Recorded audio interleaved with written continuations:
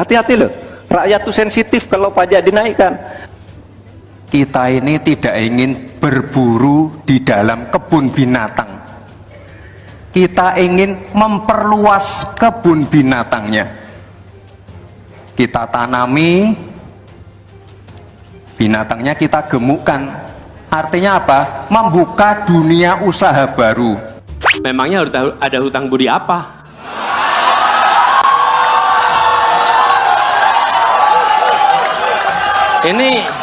Ini 100 orang paling kaya nih di sini.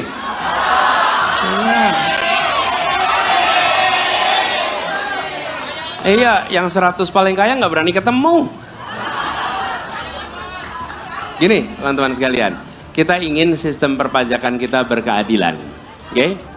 Kita hanya bicara yang 100 terkaya, dan 100 terkaya itu kekayaan mereka lebih dari 100 juta penduduk Indonesia. Sebuah gambaran ketimpangan. Karena itu rumus kita adalah membesarkan yang kecil tanpa mengecilkan yang besar. Itu rumus kita. Jadi kita ke depan ingin meningkatkan produktivitas.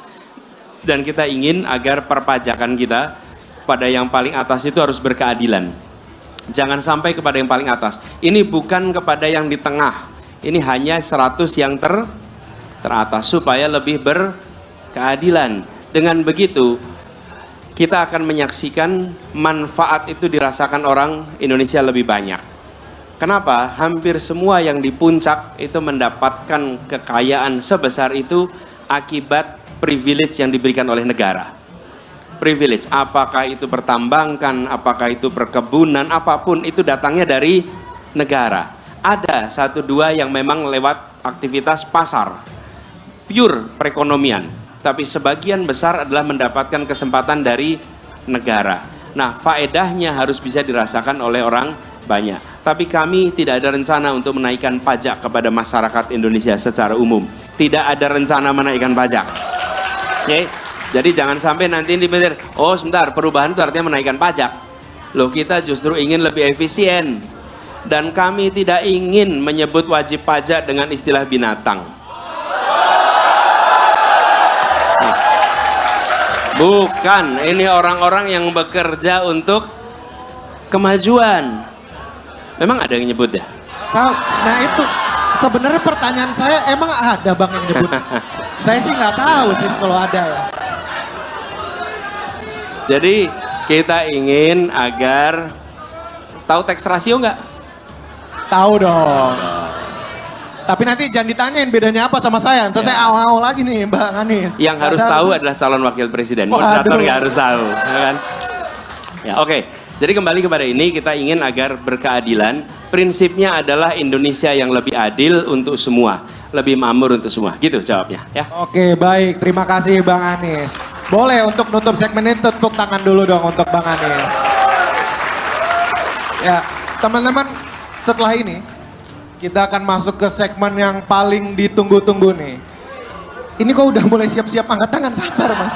Sabar, tenang dulu, tahan dulu. Jadi gini, di segmen yang selanjutnya teman-teman semua, kita akan memberi kesempatan untuk beberapa...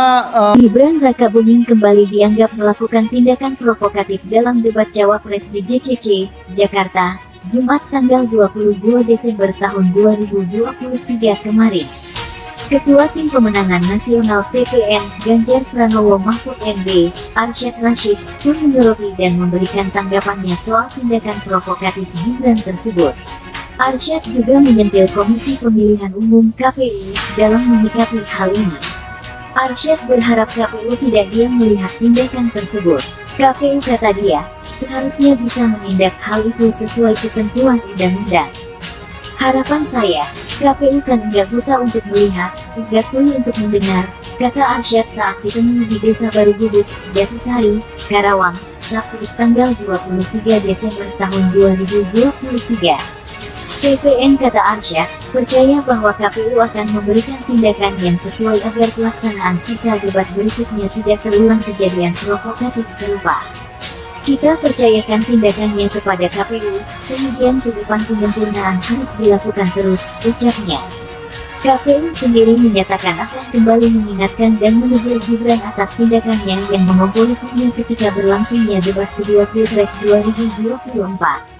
Nanti kita ingatkan lagi, kita tegur lagi, pada evaluasi hasil debat yang kedua ini, kata Ketua KPU RI Hashim Asyari ditemui usai debat di JCC, Jakarta, Jumat tanggal 22 Desember tahun 2023. Hashim mengatakan KPU pasti bakal menggelar pertemuan lanjutan dengan tim pasangan Capres-Cawapres dan masing-masing tim dipersilakan mengajukan sejumlah catatan dan evaluasi terkait debat sebelumnya. KPU akan mendengarkan dan kemudian akan mengambil keputusan apa-apa yang perlu kita evaluasi, termasuk memperingatkan kembali tampilan-tampilan yang boleh dikatakan sudah disepakati untuk tidak dilakukan pada saat debat ini, jelas Hashim. Namun begitu, Hashim tetap menepis niatan untuk memberikan konsekuensi bagi calon yang melanggar kesepakatan dalam debat. Ia menyinggung soal kedewasaan masing-masing calon selaku orang yang berkompetisi untuk meraih tampuk kekuasaan tertinggi. Sebetulnya ini kan komitmen dia, komitmen antar calon dan kami menganggap masing-masing calon kan orang yang secara politik sudah dewasa semua tentang apa yang sudah disepakati itu, pungkasnya. Gibran tampak menampilkan kembali gestur yang mirip saat debat perdana Capres beberapa waktu lalu. Tepat saat segmen 2 debat Cawapres selesai, Gibran mengarahkan diri ke para pendukungnya sambil mengangkat kedua tangannya. Gestur itu tampak seperti gerakan Gibran yang dirasa memprovokasi pada saat debat perdana Capres. Gestur Gibran itu tampak disambut oleh para pendukungnya.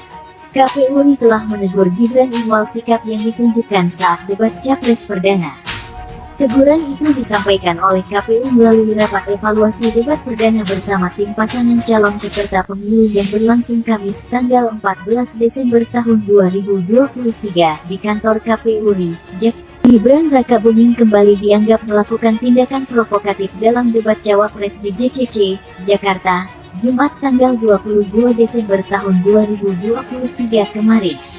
Ketua Tim Pemenangan Nasional TPN, Ganjar Pranowo Mahfud MD, Arsyad Rashid, pun menyoroti dan memberikan tanggapannya soal tindakan provokatif Gibran tersebut.